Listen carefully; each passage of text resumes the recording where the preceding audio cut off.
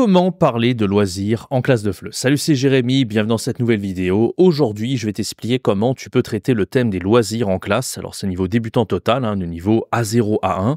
C'est une leçon que j'avais déjà fait sur YouTube aussi en groupe. Je ne sais pas si tu l'avais vu, il y a quelques temps, il y a 1 an et demi, j'avais posté ce cours en groupe. C'est le seul que j'ai posté sur YouTube parce que, voilà, les cours en groupe enregistrés avec le consentement de tous les élèves, j'en ai pas eu des tonnes. Donc, si tu veux voir un petit peu à quoi ça ressemble, je vais te mettre le lien en haut à droite de l'écran et je te le mets également dans la description.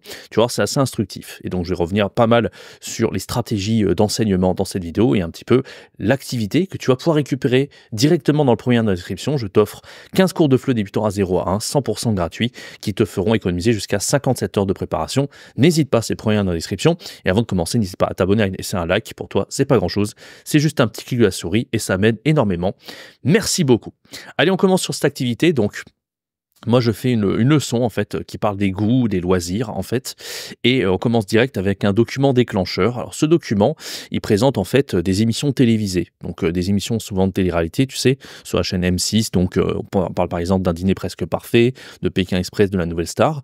Donc, ce qui est pas mal à faire, au niveau débutant, c'est d'analyser le visuel, tu vois. Il y a des images, il y a du texte.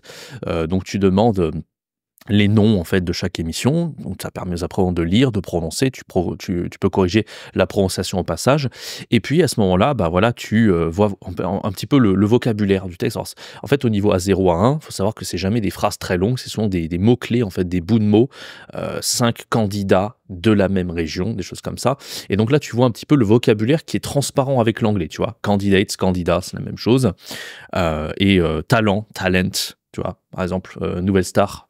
J'avais un apprenant dans la leçon avec les 5 autres apprenants qui avait dit talent, et il avait mal prononcé, il avait dit comme en anglais. À ce moment-là, tu peux vraiment corriger la prononciation, c'est plutôt pas mal, et ça permet un peu de voir qu'est-ce qui est proche de l'anglais.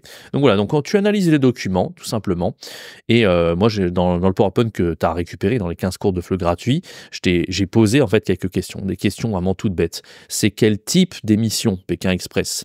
Type, c'est comme en anglais, tu vois, type, ce qui permet un petit peu de voir. Émission de cuisine, d'aventure et de musique. Bien sûr, c'est pas l'apprenant qui va inventer ça, il est niveau A0, presque A1.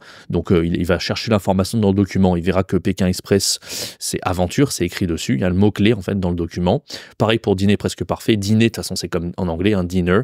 Et il verra dans le document qu'il y a le mot cuisine, donc c'est le mot-clé. Et pareil pour la Nouvelle Star, émission de musique. Voilà un petit peu pour les premières questions préliminaires. Ensuite, tu enchaînes avec un petit quiz, vrai ou faux.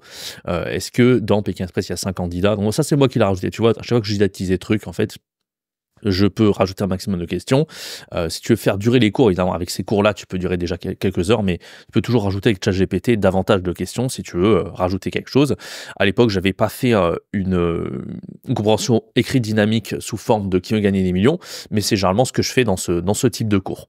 Donc, on pose un petit peu des questions pour que l'apprenant il ait bien assimilé le contenu du document. Donc, on va dire, on peut gagner 10 000 $. Faux, je fais un petit piège. On peut gagner 100 000 € à Pékin Express, par exemple, etc., etc. Donc voilà, tu traites un petit peu bien le document. À partir de là, tu vas pouvoir faire une petite production orale, une fois que tu auras bien vu les documents en détail. Donc tu dis par exemple, qu'est-ce que vous connaissez comme type d'émission avec le même concept? Donc c'est intéressant, c'est quand tu as des cours en groupe comme celui que je t'ai analysé sur YouTube, et bien c'est pas mal parce que en fait ce type d'émission existe. Par exemple, j'avais un étudiant américain, tu vois, ça existe très bien, la Nouvelle Star aux États-Unis. On peut essayer du coup de faire des petites discussions, même s'il n'a pas trop le vocabulaire, il va dire les goûts et les préférences, en fait. Il va dire oui, je regarde ce type d'émission parce que j'aime l'aventure. Non, je déteste ou je n'aime pas la Nouvelle Star parce que je déteste la télé-réalité. Enfin, ça va être très simple, tu vois, ça reste du niveau A0, on va pas trop en demander sur la production orale, mais ça permet quand même un petit peu de réexploiter le vocabulaire du document et bien sûr de former des phrases toutes simples. Ensuite, on enchaîne avec une petite compréhension écrite. Donc là, on a des profils de personnes, donc voilà, il y a des gens qui font un casting en fait, et donc ils se présentent. Je travaille pour le cinéma, mes journées de travail sont longues, etc. Donc là, il faut juste lire un petit peu les goûts, les préférences de la personne qui se présente.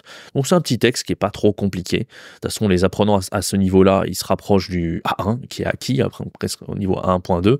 Donc tu vas faire lire les petits textes aux apprenants.